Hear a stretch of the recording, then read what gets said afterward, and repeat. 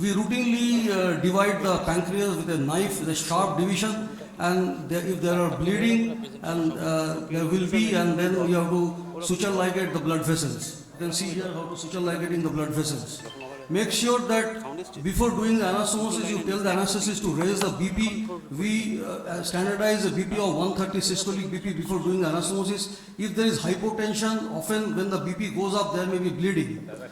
Once the pancreas is ready for anastomosis, we put a Watson chain. Watson chain is a fantastic instrument. You can put it inside the pancreatic duct, and it can dilate the duct also, and also helps in taking a suture. If you see that this is a soft pancreas and a posteriorly placed small duct, this is a 3 mm duct. So take a good chunk of pancreatic tissue. So this is the first, we take the ductal stitches. The anterior ductal stitches are must. If you are doing a continuous anastomosis for the first layer, then you may not take the posterior ductal stitches, but the anterior ductal stitches are taken. You need not take all the anterior ductal stitches at a time. So what we do, we take 2 or 3 anterior ductal stitches, and then we come to the posterior ductal stitches. You see here, I am taking the posterior stitch now after taking 2 anterior, so the duct opens up, and you can see the duct well and take a nice chunk of tissue with a good pancreatic duct. So very important to take a good chunk of tissue. We don't go very close to the duct. We come from little far. So this is how you take a stitch. If your duct is 3 to 4 mm, you take 5 stitches on either side, 4 or 5 stitches on the either side. If the 4 mm duct, you can take 6 stitches on the either side. So this is how you take the ductal bite initially, and then you place the ductal stitches before you take the first layer of anastomosis. There may be some bleeding here once the needle coming through the pancreatic parenchyma. Ignore that, the bleeding usually stops. We use a 5-0 proline on a 17 mm needle. This is a standard. We are doing on last 300 operations, we are using the same suture. Now, once you have taken the ductal stitches, I just pause here a bit. If you see here why I am pausing, because you see that we have placed the ductal stitches, and we placed on the rubber shot are placed between the 2 sheets, green sheets, so that there is no inadvertent pull, because if there is an inadvertent pull or something, that can lead to the disruption.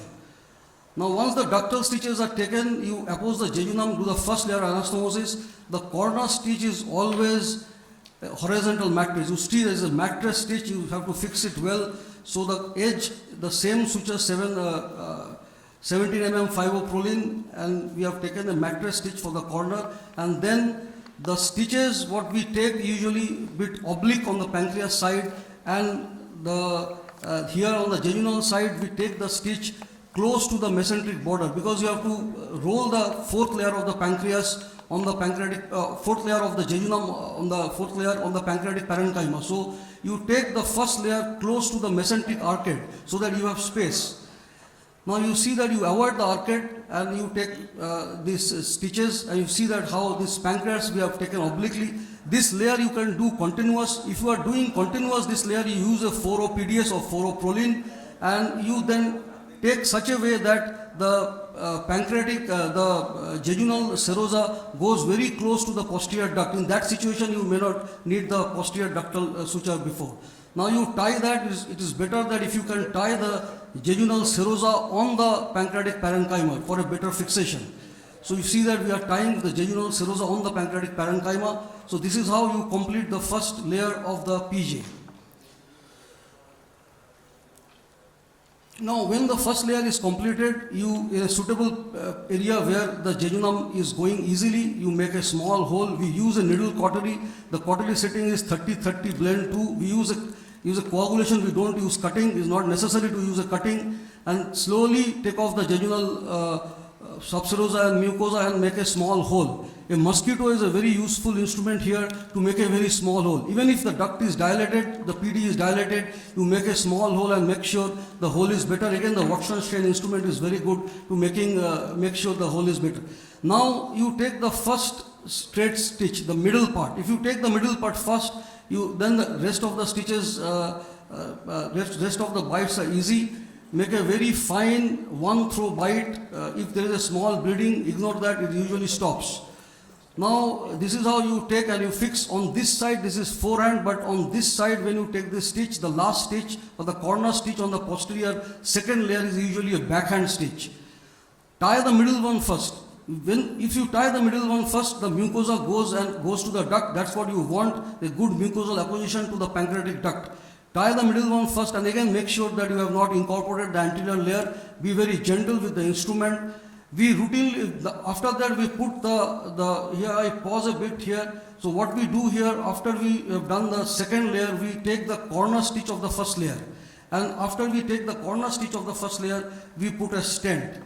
The stent is routine in all patients. We put a stent. I pause here again because I would like to highlight that you put a stent is a smaller stent. Even if your duct is dilated, put a smaller stent. Don't put a stent which snugs the duct. Don't put the stent very far to the pancreatic tail. It can lead to pancreatitis, but stenting is necessary, and unless the duct is very wide and pancreas is formed too hard, we always put a stent. Now after placing a stent, you take the third layer. Now this is the third layer. Don't go very wide because you have to take another layer. Just 3 to 4 mm from the cut surface, incorporating all the layers, and you take the third layer on the jejunal bite, the sutures already taken, and then tie it and complete the duct to mucosal part of the anastomosis. That is the third layer of the anastomosis. Once the third layer is over, you come for the fourth layer. Here I pause again because this is an important bite. You take again the mattress stitch here, and once you come on the jejunal side, you take something like below up, not like a simple stitch. So if you take a below up mattress, then that area, there is a good apposition of the edge. You see I am coming from below up. So you take like this, and then the apposition is good once you tie this. So it is better that you start taking the stitches from both sides. Now the fourth layer is a little tricky layer in case of soft pancreas. Why it is so? Because this, once you tie it causes tension on this anastomosis, and there may be disruption. So if the pancreas is soft, again try to take little bit of oblique bite. Now one important part is here that if you see this, the bite which are coming out from the jejunum is not at a single line. It is like this. It is elliptical because the pancreas is elliptical.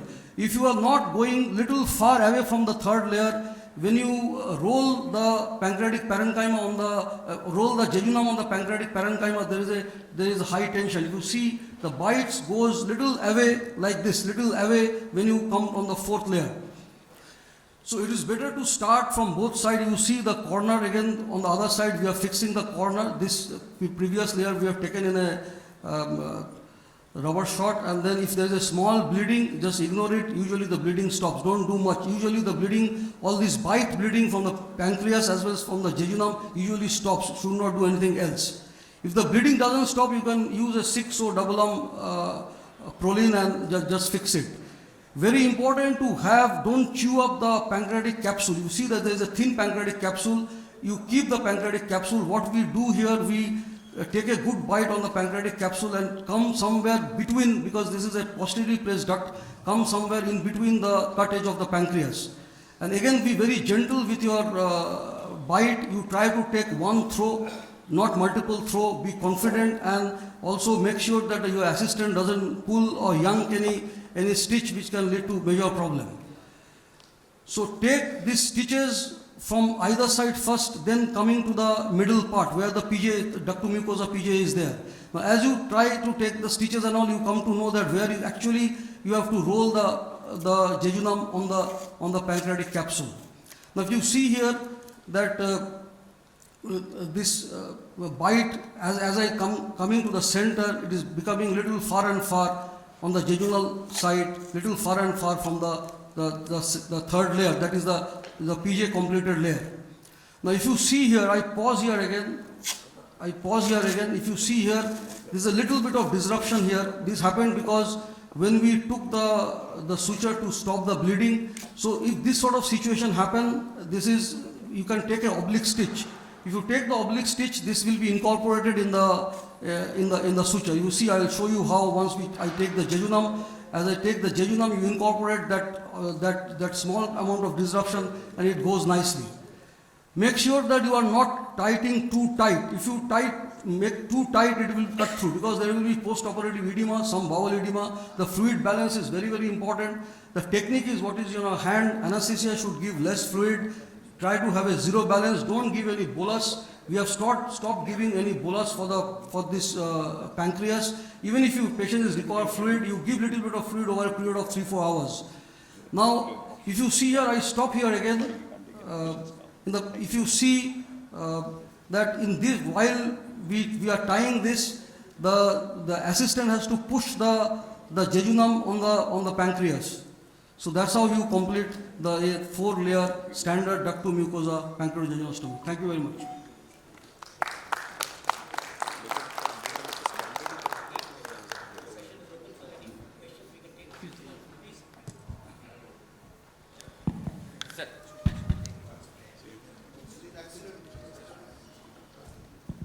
Excellent video as well as technique. Thank you Just so a much. point to clarify. Yeah. You said if you have a 4mm duct, you take 6 stitches on either side. Do you think that many stitches are required? I mean, less the stitches is better. So true. So there are two things. One is, say, when the duct is at risk, is around 3-4 mm. More than 3-4 mm, more than 4 mm, usually the PJ leak rate, even if there is a leak, the is maybe usually a type A leak, not a grade B leak usually. The 4 mm pancreatic duct, if you put a Watson shell, and the technique what we are using for last many years now, we take a little wider bite. We are taking a wider bite from the parenchyma and coming through the duct. If you take a bite which is very close to the pancreatic duct, then 3 or 4 stitches on either side is fine. But if you take a wider bite, then usually in 4 mm duct, what we have seen, around 6 stitches on either side is required. No, I mean, you're talking about the width of the bite. Width you're of talking the about the numbers. width The of the distance bite. between the two bites should not be more than 1 mm. Yeah, if you you take more, chance to leak are more. that is true, but if the width of the bite is little more, then you tend to take little more stitches. So 3, 4, 4 or 6, like that, it usually happens like this. Thank you. Thank you. Any more questions? Right. So, yeah, yes, please, Dr. Rajesh. Yes, sir. Yes, sir. Mike. Please. Beautifully demonstrated technique. Thank you, sir. Must admire that. Just 2 questions here. One, you started taking, when you were taking the anterior layer into the duct, you went into the parenchyma, took a good bite, and then came into the duct. Yes, sir. So, my apprehension is sometimes you may not take enough of the tissue on the duct, which when you are tying can get torn in a person who's new. In That's your right. hands it may be safe. That's right. So probably better for a young surgeon will be to start from the duct inside, take a good bite on the duct, and then come on the parenchyma. Yeah. Number 1. Number 2, you use this stent, which I Yes, use sir. very often, but it's not essential probably to use unless if the duct is dilated. But my point here is, if we are using the stent, the purpose is to divert the juice away from the anastomosis into the lumen distally. So what we do is we just put 1/3 of the stent into the pancreatic lumen and 2/3 into the jejunal lumen, so that with peristalsis, once the purpose has been served, this would actually it will come out of the pancreatic duct, obviating the subsequent complications due to retention of the stent. True. Thank you. So point well taken, sir. So first point is I could not show it here because we use always, all the pancreatic surgeons use a double arm Prolian stitch. So if you have a double arm Prolian stitch, you can take bite, like Professor Gupta was saying, that you can come inside and go out and then cut because the needle has to be inside in the anterior bite, and cut the other needle. So this is required often, even if we are doing outside in, often for few stitches on the side, we go inside out and take a double arm and then cut. And that is point well taken. And second important point is that I mentioned that we put a stent, and the stent we don't put it very far. So it is 3-4 mm, and also the purpose of this stent is to decrease the anastomotic edema and make that part little patent for few days only. And there is a study of meta-analysis published recently in 2017, which is showed that little more in favor of putting an internal stent than external stent. I think external stent has gone out of favor. Most of the surgeons are putting either an internal Yes, stent or a thank- pancreatic stent. Yes, thank you. Thank you so Sudip. much. Two very important points by Dr. Rajesh, the stent and the way you put the stitches for youngsters. Thank you, Sudip. Thank you so much.